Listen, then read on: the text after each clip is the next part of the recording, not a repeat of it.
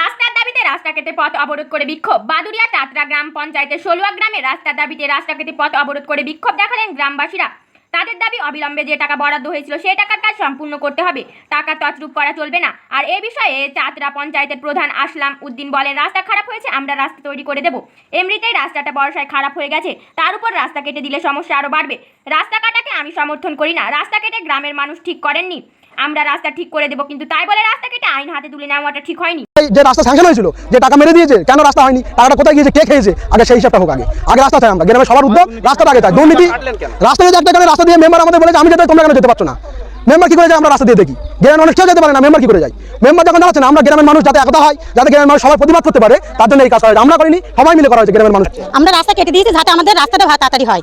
কেন আমাদের রাস্তা হচ্ছে না দীর্ঘ 15 বছর ধরে। প্রতি বছরই তো এই রাস্তা এরকমই অবস্থা, ছেলেপেলে স্কুল যেতে খুবই অসুবিধা হয়, নিজেদেরও যেতে রাস্তা কাটার বিষয়টা আমার কাছে সেই খবর নেই, তবে রাস্তা যদি নিশ্চিতভাবে কোথাও কাটা হয়, রাস্তা একে খারাপ, বর্ষার জলে ডুবে গিয়ে রাস্তা নষ্ট হয়ে গেছে, মানুষের চলাচল ব্যাহত হচ্ছে, সেই জায়গায় দাঁড়িয়ে রাস্তা কাটাটা নিঃসন্দেহে ঠিক কাজ না।